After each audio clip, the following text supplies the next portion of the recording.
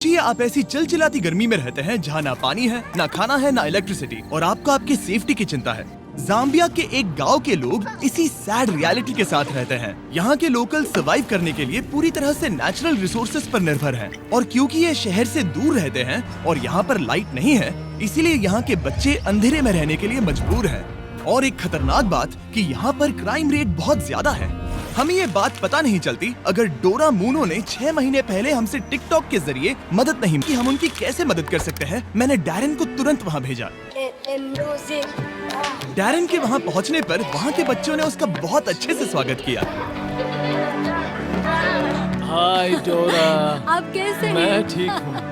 अभी हम जहाँ खड़े हैं ये मपापा गांव है। 2019 में मैंने नोटिस किया कि यहाँ के बच्चों की हालत बहुत ही खराब है। मुझे उनके भविष्य पर खतरा मंडराते हुए साफ दिख रहा था। मैं परेशान थी और उनके लिए कुछ करना चाहती थी। उसी साल डोरा ने अपना सामान पैक किया और अपने एडॉप्टेड 4 बच्चों के साथ लुसाका से मपापा शिफ्ट हो गई ताकि वो वहाँ के गांव और वहाँ पर रहने वाले बच्चों की मदद कर सके। सबसे पहले मैंने वहाँ पर एक मिट्टी का घर बनाया और अपने बच्चों के साथ वहाँ रहने लगी। मेरा घर दिन में बच्चों के लिए क्लासरूम बन जाता था और रात में फिर से एक घर। लेकिन जब बरसात हुई तो पूरा घर बह गया। यकीन मानिए, लेकिन यहाँ पर बड़ी मुश्किल से कोई कनेक्टिविटी है। लेकिन हाँ, एक तरीका है। मुझे जब भी कुछ पोस्ट करना होता है तो फोन को इस तरह आधे घंटे तक पकड़ना पड़ता है। मैं अपना फोन ट्राई कर सकता हूँ? हाँ? मुझे कुछ कैट वीडियोस डाउनलोड करने हैं। पता नहीं ये काम करेगा कि नहीं।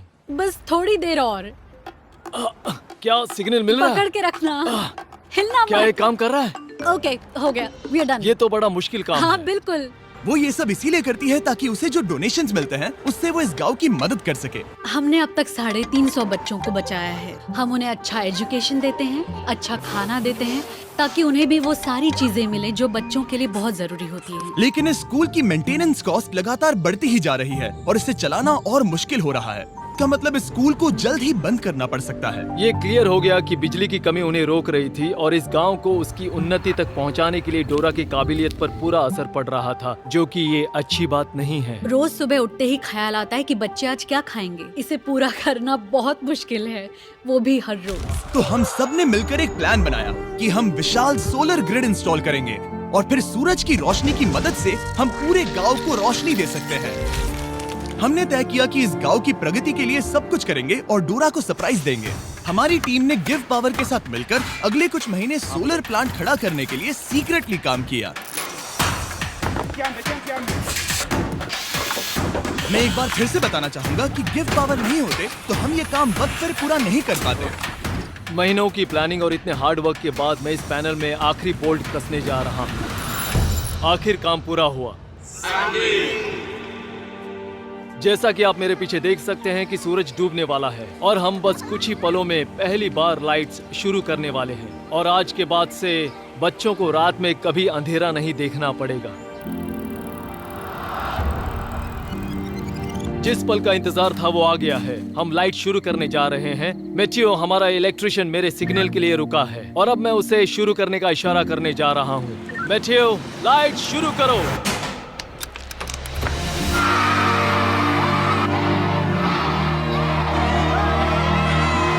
लाइट आ गई। क्या बात है! बच्चों का लाइट के प्रति जो रिएक्शन था उसे शब्दों में बयान नहीं किया जा सकता। वो सच में बहुत खुश थे। ओह, मैं क्या कहूँ, बहुत सुकून मिला ये देखकर। इसके लिए मैं बीस्ट फिलैंथ्रोपी की शुक्रगुजार हूँ। लेकिन काम अभी पूरा नहीं हुआ था। यहाँ पर बड़ी मुश्किल से कुछ पानी है और जो है उसकी क्वालिटी बहुत खराब है। ये एक ऐसी समस्या थी जिसे बिजली भी सॉल्व नहीं कर सकती थी। ऊपर से बाहर की भयंकर गर्मी और एक छोटा सा पंप जो सिर्फ 30 मिनट हर दिन चलता है और 350 किड्स और 84 स्टाफ जिनके लिए सिर्फ इतना ही पानी है। उसमें से भी खाना पकाने के लिए अलग से पानी रखना पड़ता था। तो हर दिन मुझे अपनी कार चालू करनी पड़ती, जो कभी चालू होती है कभी नहीं होती, और अगर चालू हो भी गई तो उसे ठंडा पानी लाने के लिए 2 घंटे की दूरी तय करनी पड़ती थी। लेकिन डोरा ये नहीं जानती थी कि अब ये सब बदलने वाला है। आपने इन बच्चों के लिए जो कुछ किया है उसे देखने के बाद हमने ये डिसाइड किया है कि हम यहाँ पर हाइड्रोलॉजिकल स्टडी करेंगे और यहाँ पर एक गहरा कुआं खोदेंगे। एक ऐसा कुआं जिसके बाद आपकी पानी की समस्या हमेशा के लिए खत्म हो जाएगी। हम आपके किचन में एक इलेक्ट्रिक वाटर हीटर और एक कमर्शियल गैस स्टोव इंस्टॉल करेंगे। साथ ही सोलर प्रोडक्शन की कैपेसिटी 3 गुना बढ़ा देंगे। ठीक है?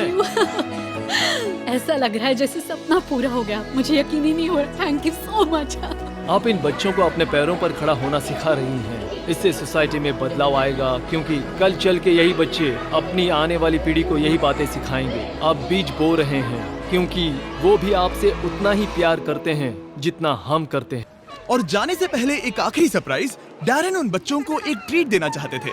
ये पहली बार होगा जब वो आइसक्रीम चखेंगे। ये एक बड़ी ही खास ट्रीट है, क्योंकि इसके लिए रेफ्रिजरेशन की जरूरत पड़ती है, जो उन्हें पहले कभी नहीं मिला। आइसक्रीम कौन कौन खाएगा?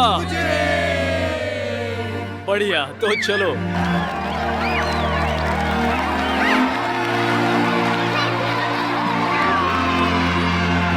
हमेशा की तरह वीडियो देखने के लिए शुक्रिया। ये सब आपके बिना नहीं हो पाता दोस्तों, इसीलिए आपका शुक्रिया। और सब्सक्राइब ना किया हो तो कर लीजिए, वरना मुझे गुस्सा आएगा।